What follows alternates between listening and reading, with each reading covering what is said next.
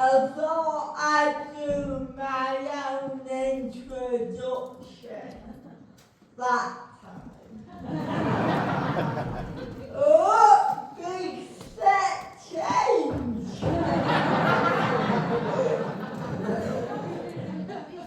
Right, we need to get to the bottom of this. Who are the we? Who are the poo? Liars. Who are the drink?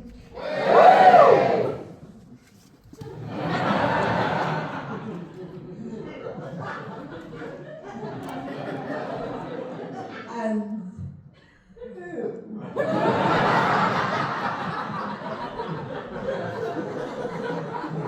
I don't know. Not finished yet. Me too. Right, I'm starting my show now.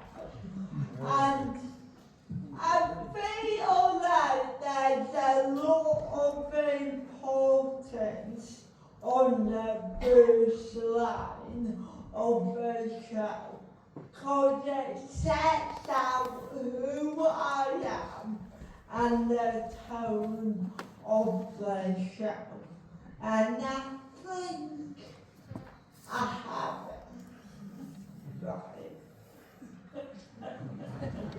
Hello.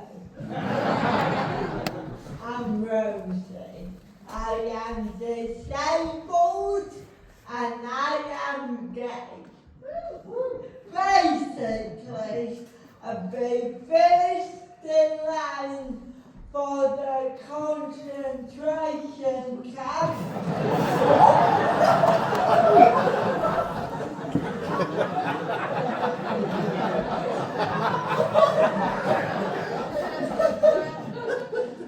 But I am also first in line for Arts Council funding.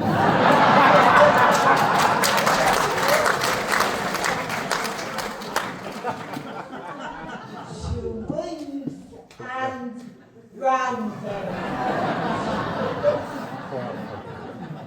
I do things that I cannot do.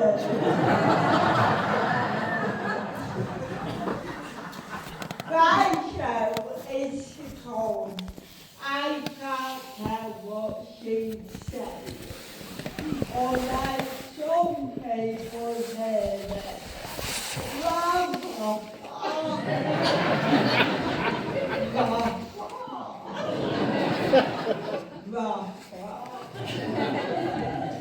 That's my favourite joke.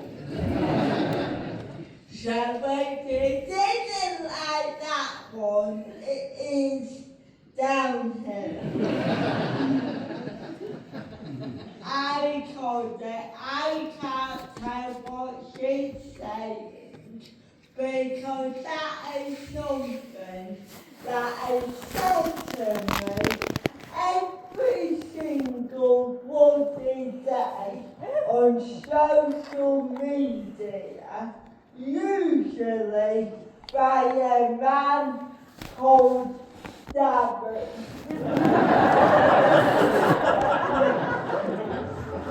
Well, I say that I'm not too sure, because if I look at his profile picture, that is either a man, a tiger, or a flag. But whether Darren is a man, tiger, or flag, what we can be sure of is that Darren is divorced.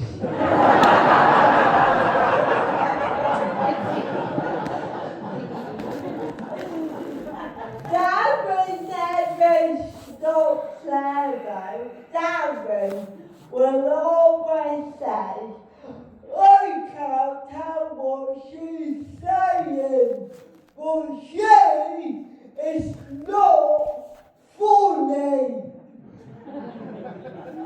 How do you know?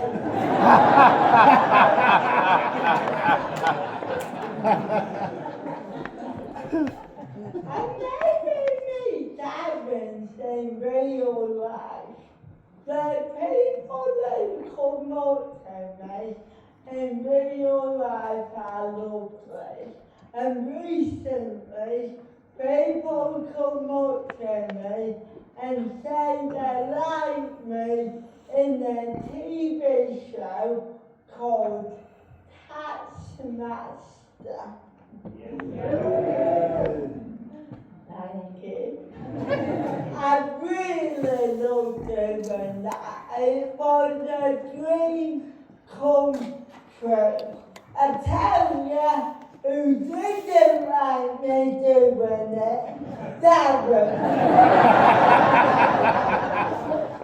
Darren got angry that I was on Taskmaster before the series even aired.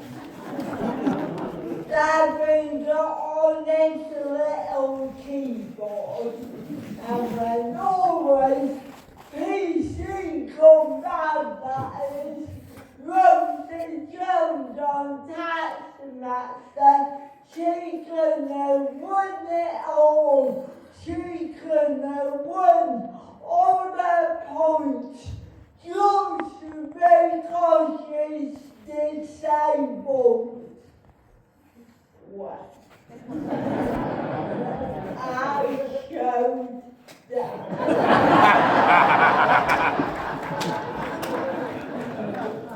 because, spoiler alert, I couldn't have been shitter.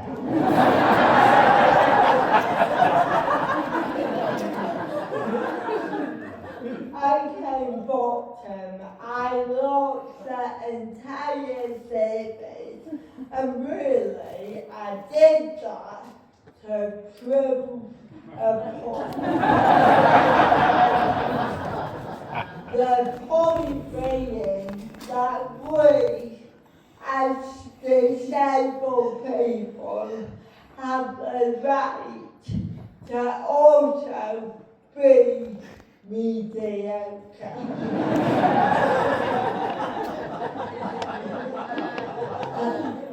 I also get recognised a lot, and people come up to me and they ask me for a photo, and I always say yes, because I am a narcissist.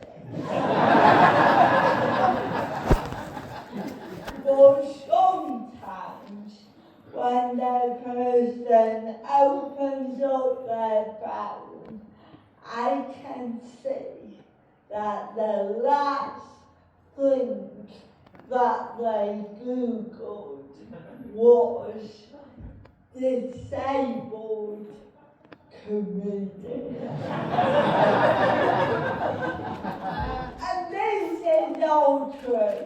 If you Google disabled comedian, Google will say, did you mean Rosie Jones? And there's been one disabled comedian.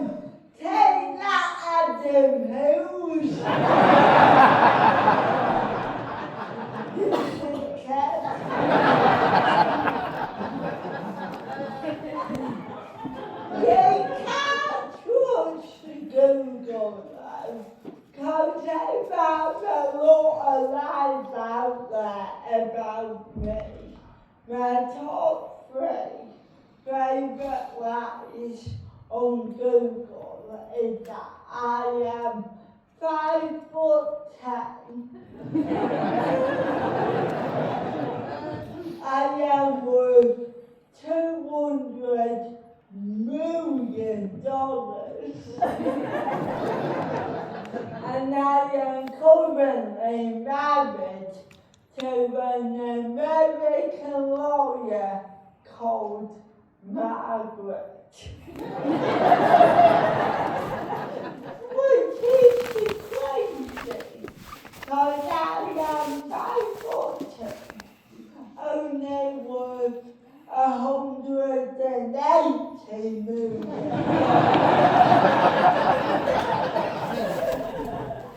And my current relationship status is single as shit.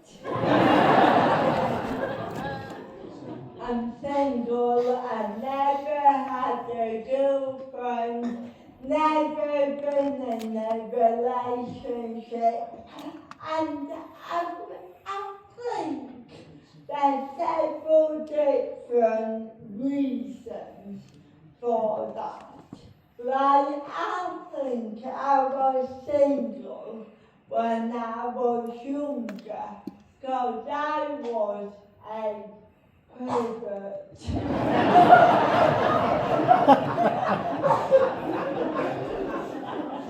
Honestly, straight out the womb, the smallest, slowest pervert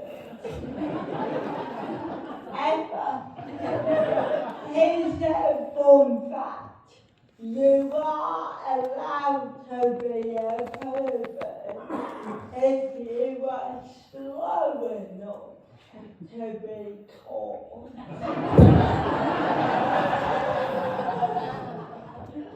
All my early memories were about food. At 5 years old, it was all about Barbara Windsor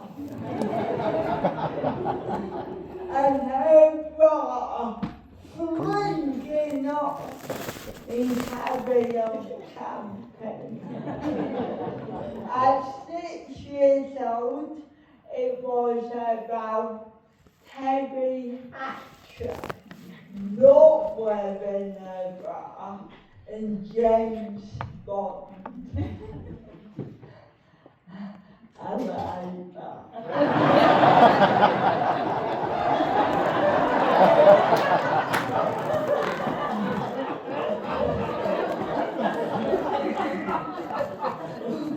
But I feel like I hit my peak pervert era in 1997. I was only 7 years old, but even now I would say that 97 was the sexiest year ever. First of all, you got New Labour. Tony Blair, bring it back. Very sexy. You had the Spice Girls, 5 sexy ladies. Mercy was always my favourite, because I thought she was the gay one. Turns out, Mel B, who knew? But my favourite part about 1997 was the release of Titanic. Even now, that car scene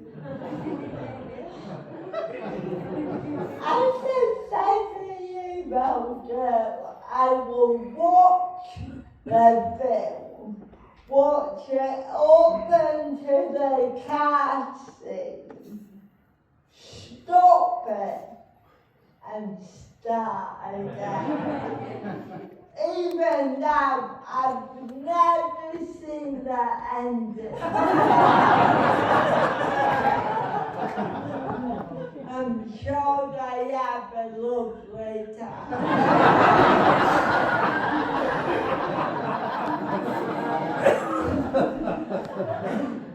in New York. As an adult, every time I enter a steam room, I put a hand on the glass and I immediately come.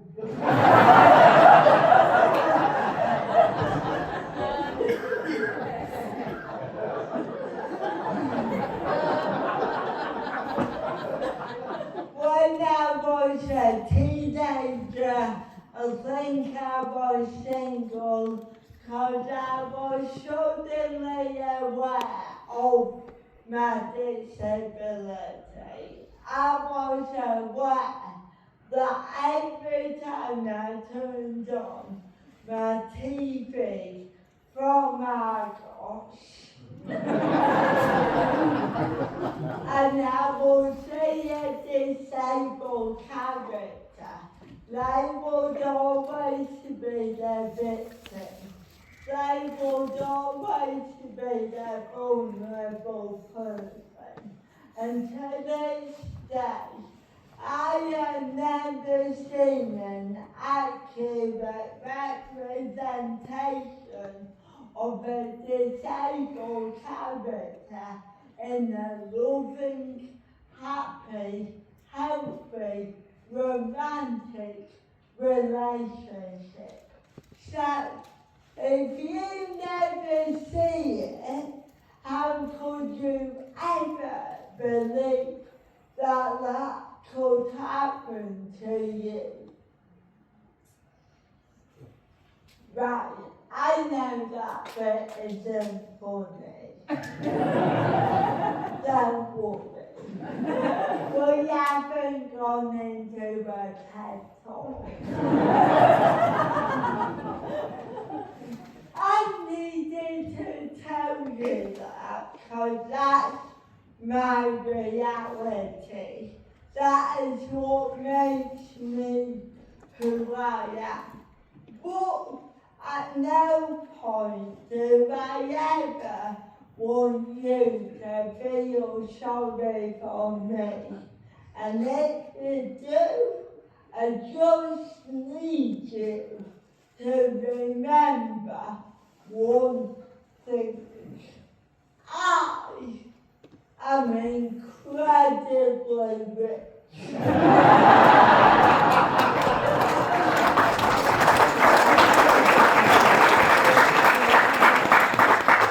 Like, annoyingly rich. It's how rich I am. This is true. This morning, I delivered an individual banana. I wasn't even hungry. Is how rich I am. Last year, I spent £28,000 on Uber.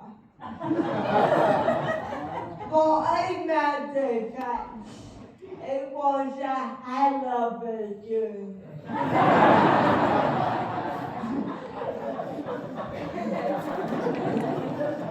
In that time,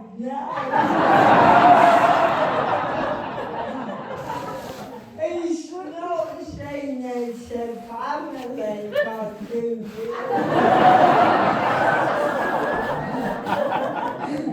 He keeps crying.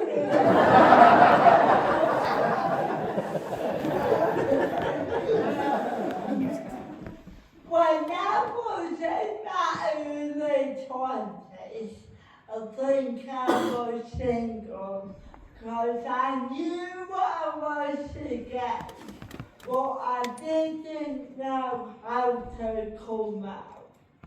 Cause for ages I thought, I'm not gay,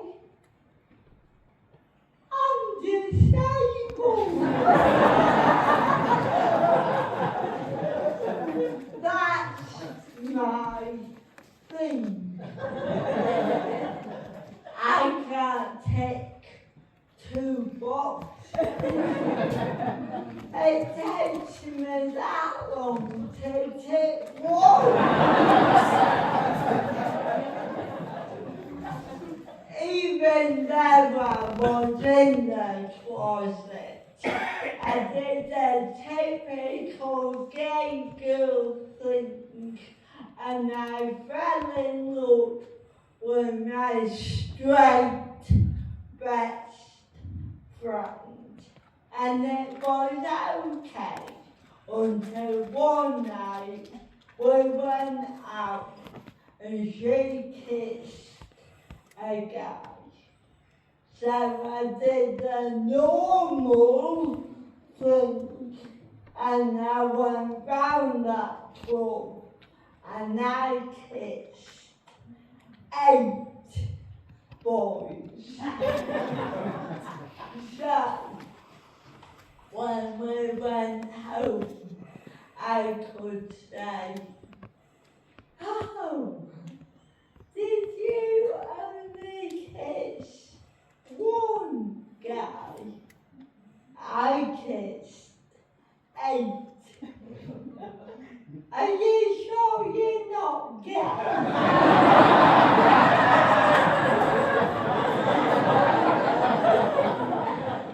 Sounds pretty gay to me.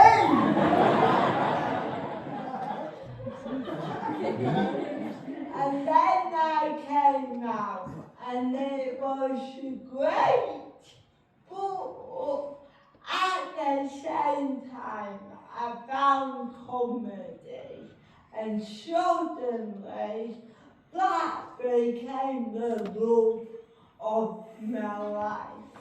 I didn't have time to pursue a romantic relationship because I was out every night doing this. Shagging, sure. We've all got time for shagging. If anything, the job, the stage, the microphone, it makes shagging easy. Like, I could shag any of you.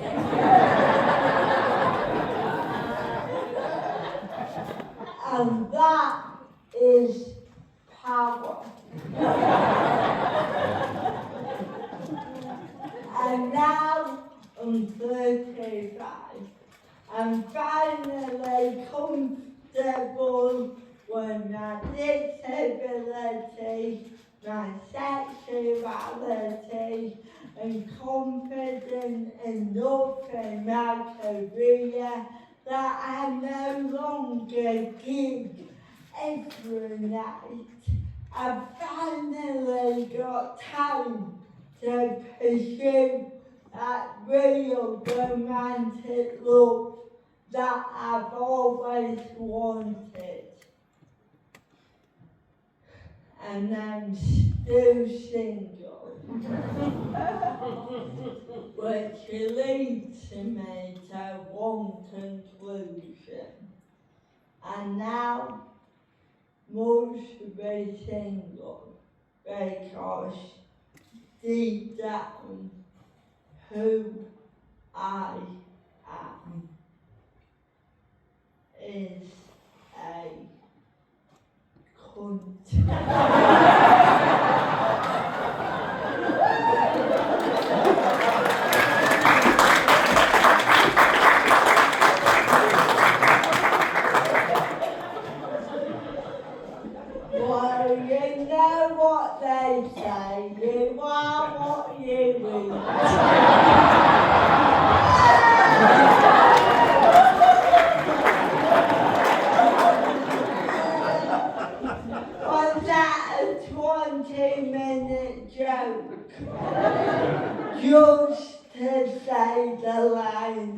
You are what you eat.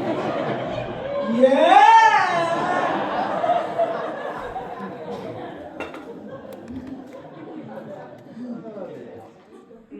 Being 35, I've never been in a relationship. It's a weird feeling. But also, being 35 and being in the spotlight is also a weird feeling. It puts me into strange situations, usually involving a member of the royal family. Like a few years ago, I got invited to the Queen's Jubilee autumn before she died. Spoiler alert. And it was a lot like the Royal Variety performance, but unfortunately, no share and no repeating.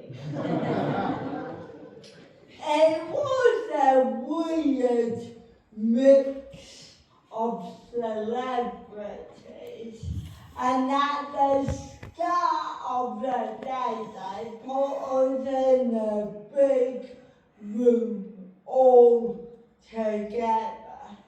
And the best way to describe everyone in that room was no one there was a paedophile.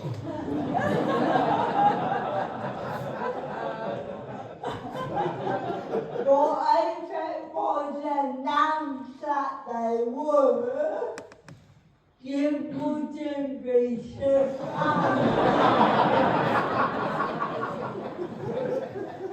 It was people like Alan Titchmarsh, David Wally, and Mr. Tumble.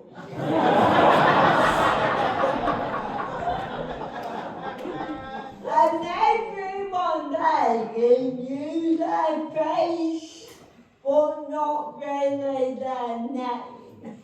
And a great example is my friend had a 30-minute conversation with who she thought was Penn and Teller, and it ended up being Tobble and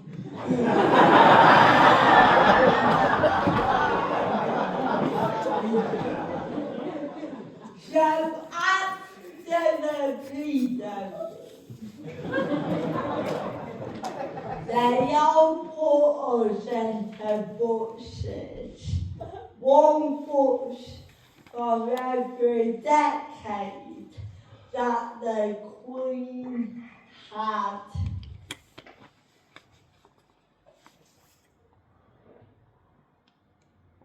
Queen.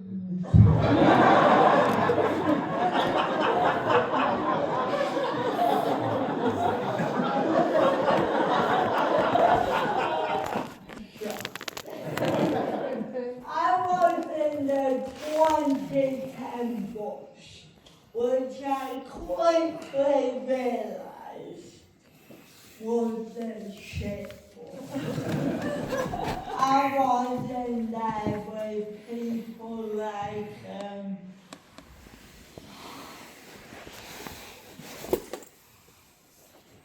Joe Wicks. Hello, I'm Joe Wicks.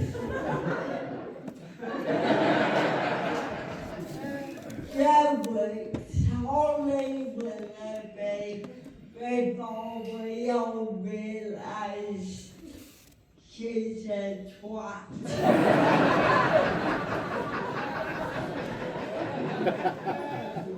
And the culture singer. And I don't think anyone, including the culture singer, knew why she was there. I didn't want to be on that bus. I wanted to be on the 90s bus. My favorite bus. That was a cool bus, 'cause that had Kate Moss, Naomi Campbell, and all the cocaine.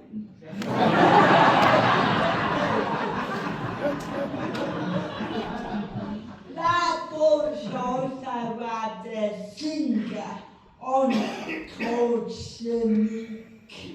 And if you don't know Sonique, she had one banger in the 90s called Feel So Good. So naturally, she's been touring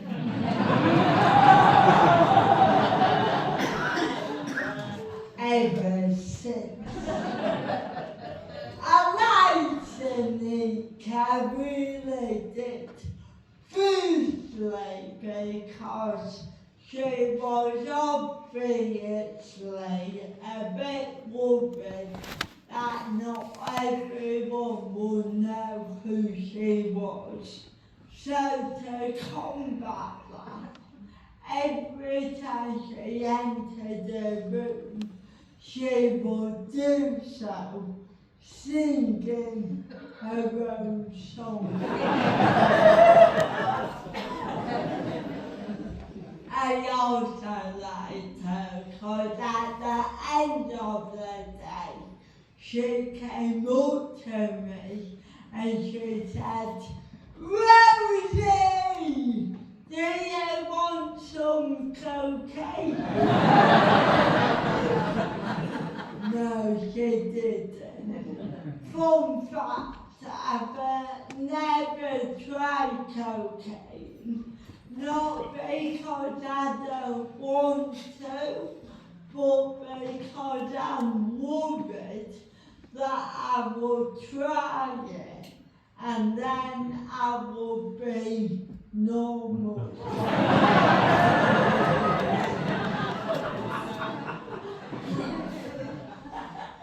So she came up to me and she said, "Rosie, I love you. Thank you for representing us. Keep doing what you're doing." And it felt so real and so genuine and so from the heart. And if I'm honest with you, being famous is weird because every single day I get errands online getting at me because I do not fit into the narrow-minded view of what a stand-up comedian looks like and crucially sounds like. But I carry on, 'cause I think back to what it was like for me growing up when I would turn on my TV from our I will get that sponsorship.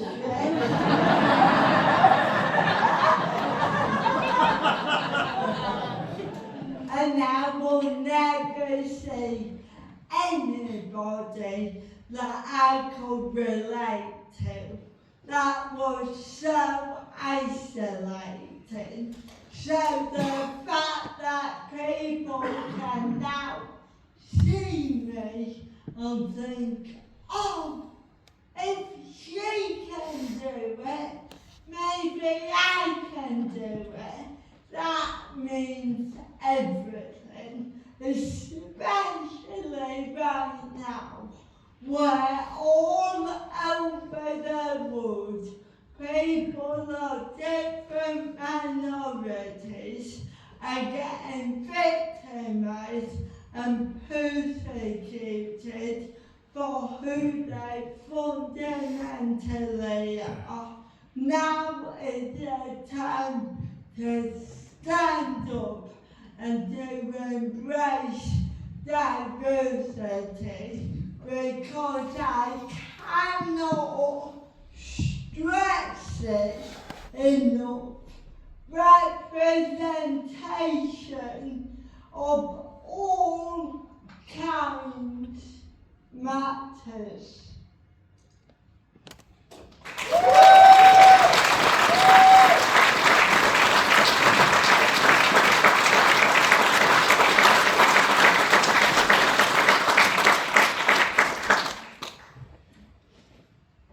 But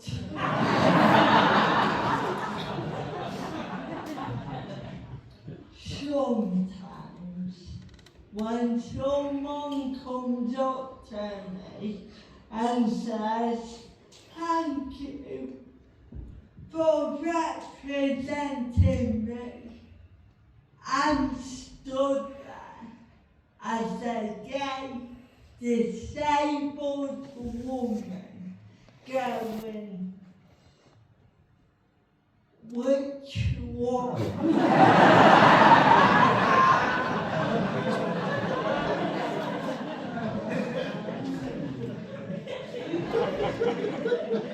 Are you gay? Are you disabled? Because sometimes it's not clear.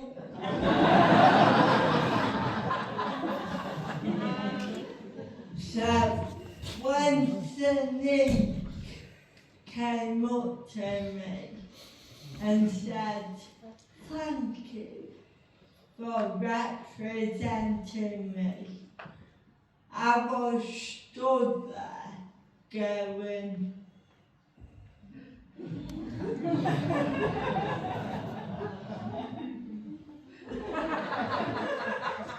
is she gay?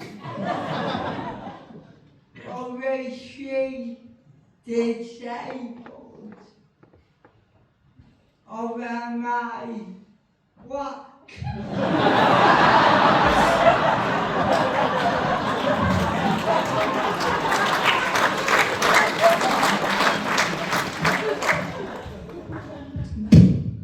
I still don't know.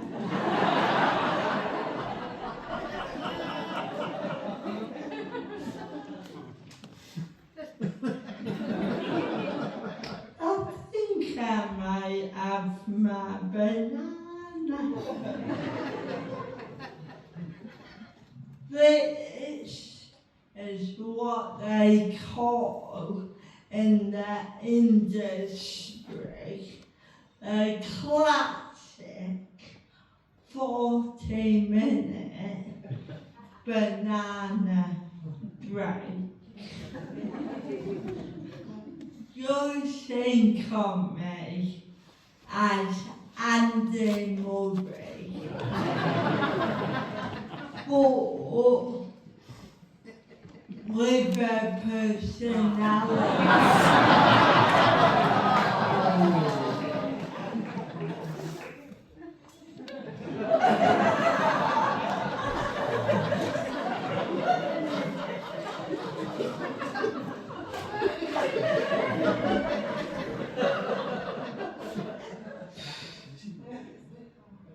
I don't like bananas.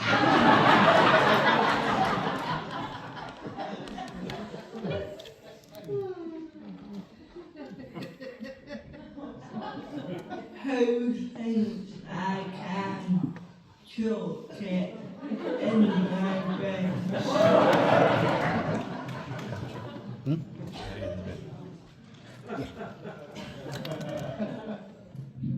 I need to remind you all, it's a great stage.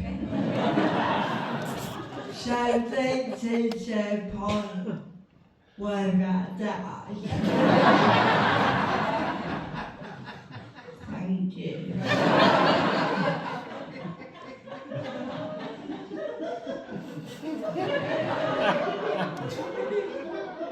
Honestly, if I get this in, I will warn you, I will immediately come. I'm doing space dance.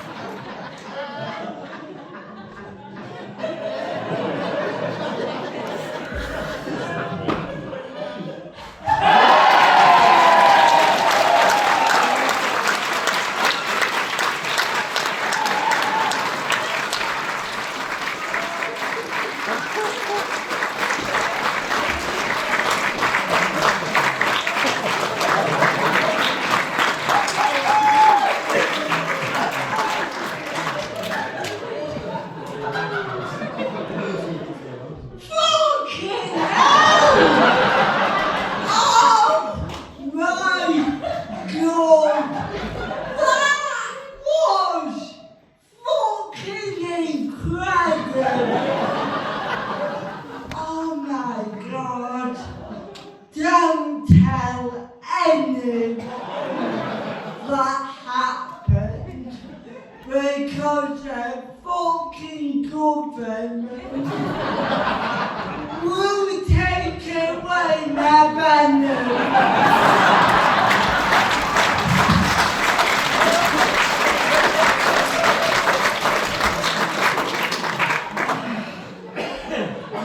I got 20 more minutes of material, but I think I should just leave.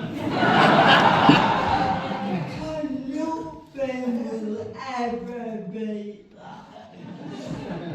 Oh my god, I'm so fucking talented.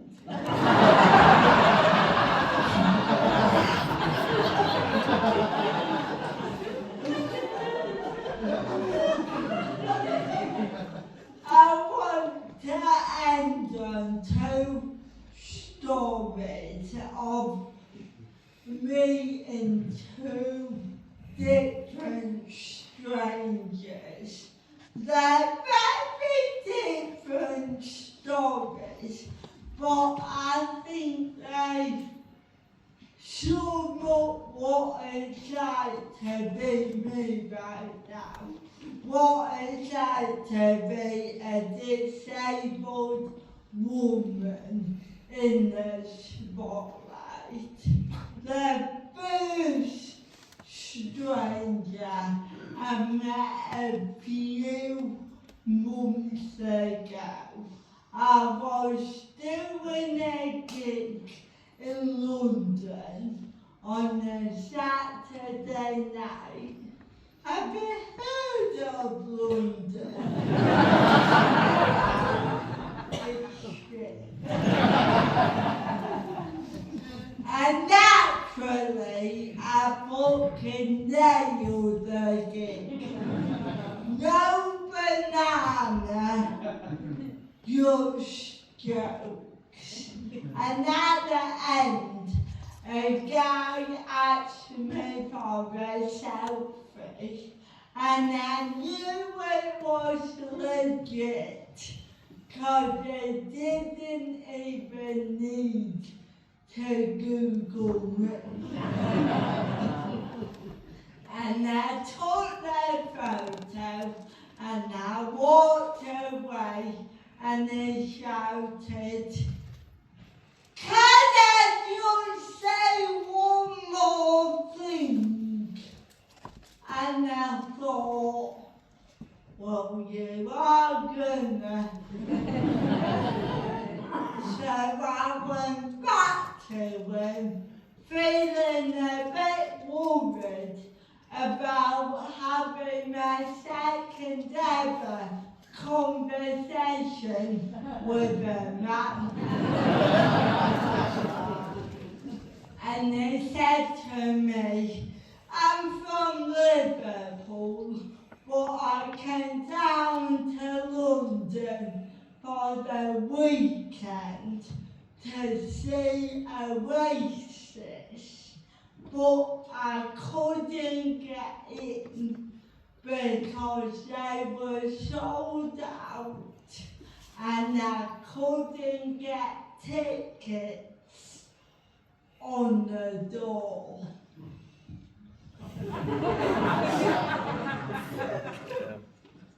No shit.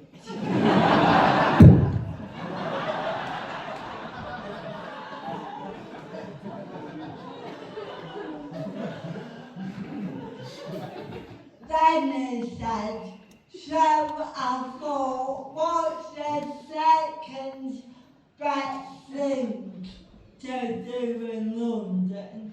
So I searched you, found out where you were gigging and came to see you.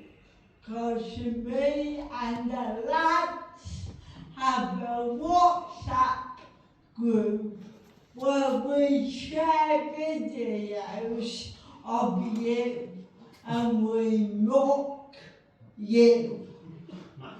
So I came here tonight in order to heckle you and ruin your evening. But you started and you're quite good.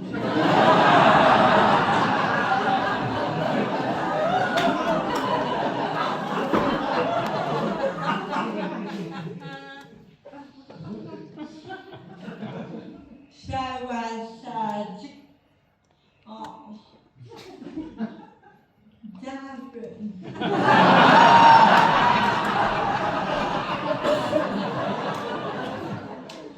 Can I call you Dad? He said, well, yeah, it is my name. I said, oh, Darren, I wish you had of heckled me, 'cause I wouldn't like the fucking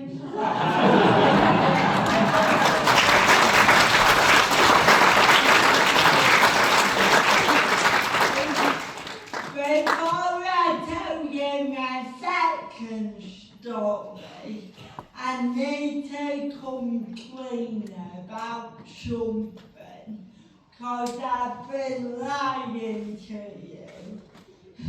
I'm not really disabled.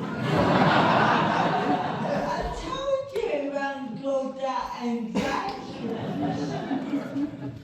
Now, I wrote the show in January, and I knew I wanted to be honest about how the lack of representation available to me in my childhood has led to me being a 35-year-old single adult who's not sure if she will ever be worthy of love.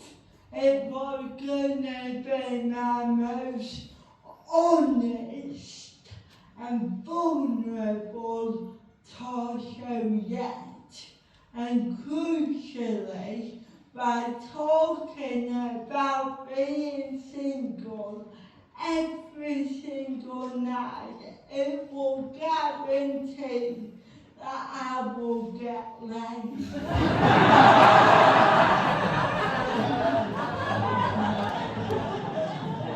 It was gonna be Daddy's Shagging Tour 2025, but they wouldn't let me put that on the poster. But in February, something awful happened.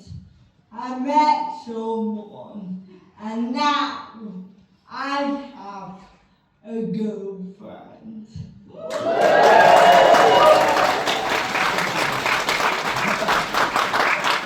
Thank you. I met her on Valentine's Day at a musical theatre piano bar, which is arguably the gayest thing. It's so gay, it makes me feel a bit homophobic.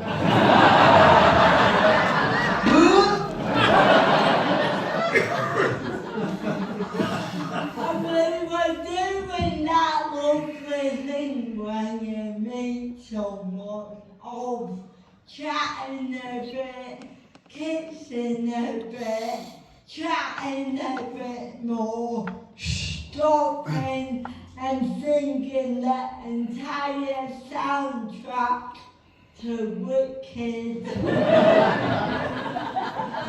Normal stuff. And during one of the chats, I found out how old she was, and she's a lot younger than I thought she was. Right, don't shit yourself. I'm not a nonce. I'm a national treasure. Having a national treasure. Do you know that NWO?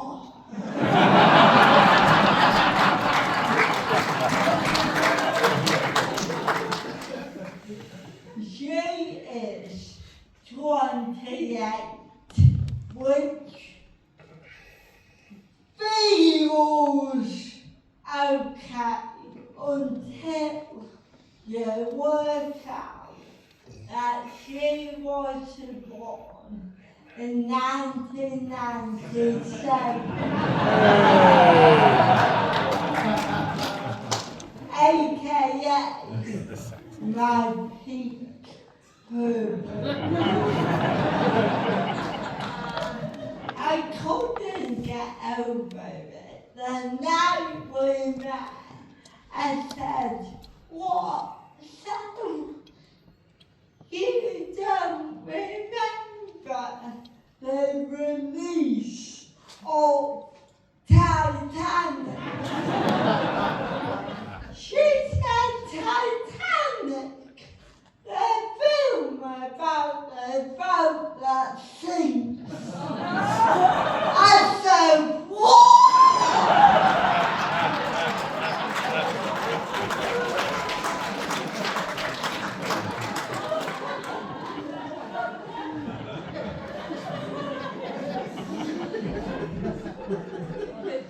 I wanted to tell you those two stories because one is about the power of fame and one of them is about the vulnerability of being disabled. But they both came up to me because they knew who I was. Would my girlfriend have come over to me if she didn't have the contacts? If she didn't know how funny I was? If she didn't know my drive, my ambition, would she have come over to a disabled woman that she did not know? probably because I would have still had amazing tips.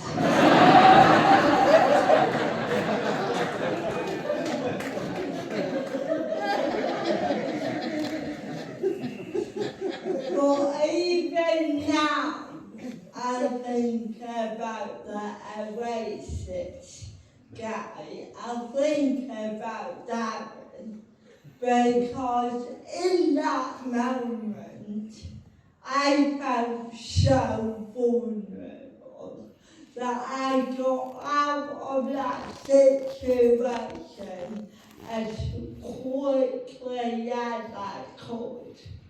And I kicked myself because there's so many things that I wanted to say to him. Like there's so much things I want to say to you. Like tonight, being famous gives me power. But being disabled takes that power away from me. It's me delivering an individual banana, an extravagance of being famous, or is it because I'm a disabled woman who can't walk 10 minutes to my local shop? Did I spend £28,000 on Uber because I'm a fucking diva? Or is it because that's the only way I can get around? Back to Darren. I wish I said so many things to him, but what is so annoying is that even if I have my words ready, if I had told him exactly what I thought and felt in that situation, he probably wouldn't have understood.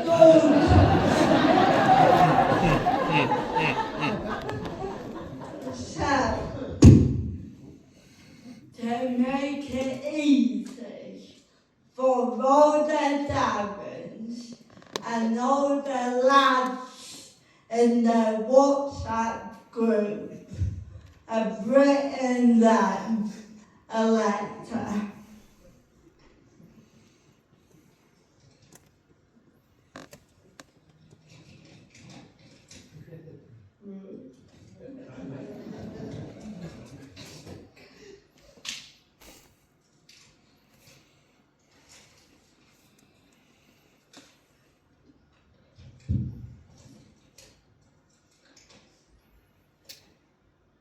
Dear Darren, you are not a bad person.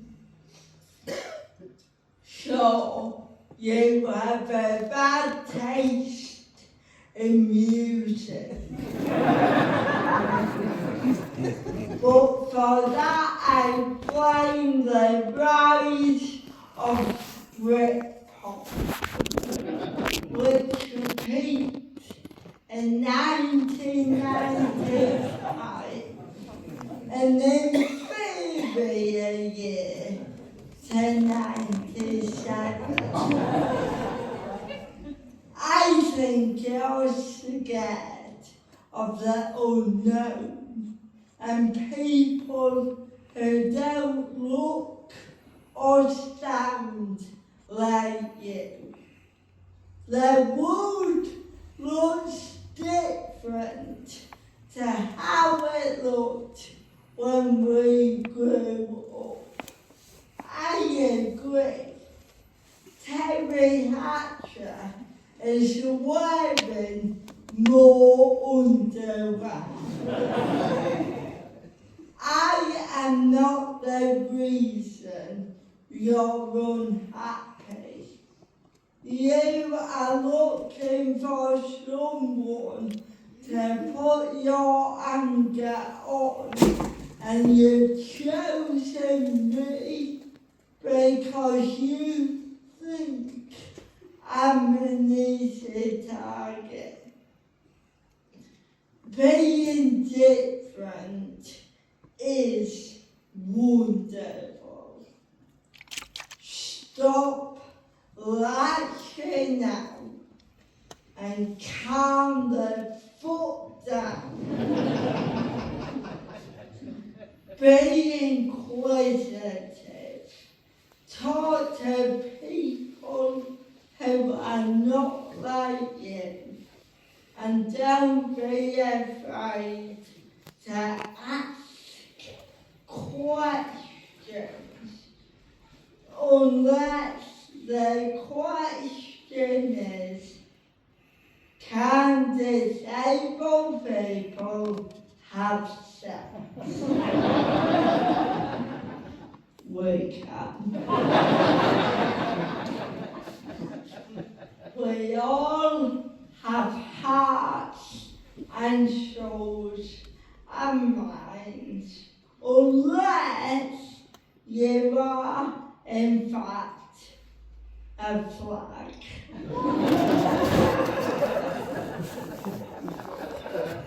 Lots of love, Rosie. P.S. I hope your divorce is going okay.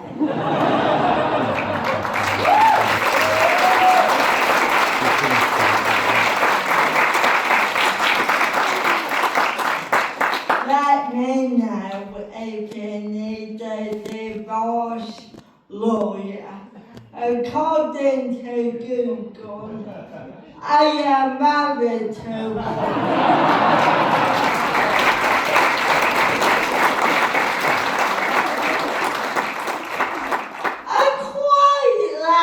Writing letters. I really like giving myself the time to really think about my words and how I really felt. So, about a year, another one for someone very dear to me in my life. Dear Uber,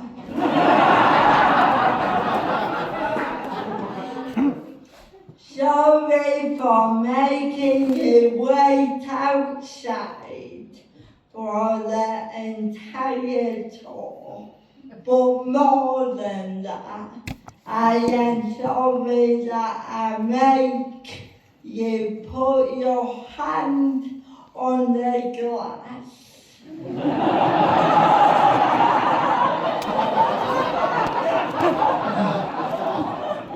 Every time the car steams, I will pay to have the car cleaned. You know I can afford it.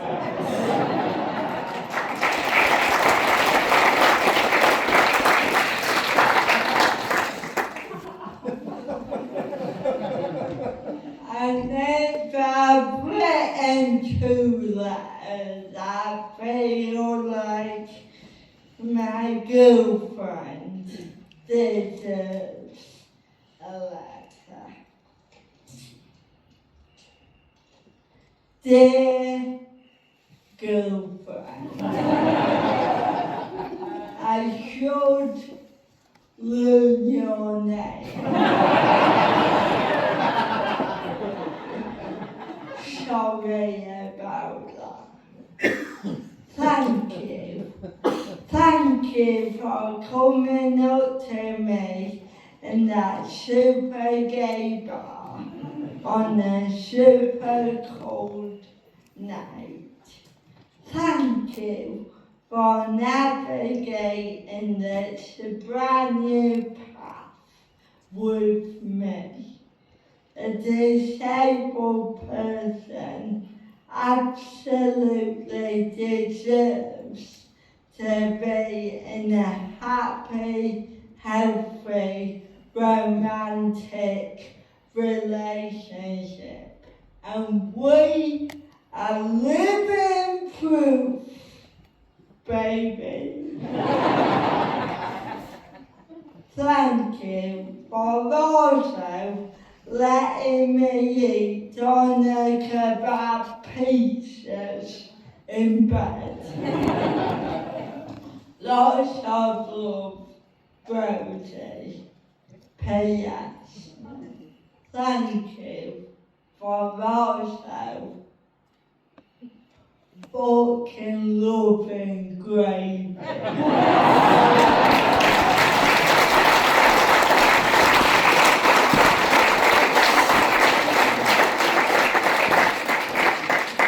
Thank you. You have been so lovely. Thank you for Googling disabled comedian and finding yourself here tonight. I'll be in the foyer when you come out, ready for a photo. If you want one, but please, for fuck's sake, make it quick. I'm not overly bothered. You want to get Saturday night, I want to get to the I want to have a and then I'll just toddle out and then I'll get your phone call for you. tequila. You have been so lovely. I've been Rosie. Goodbye.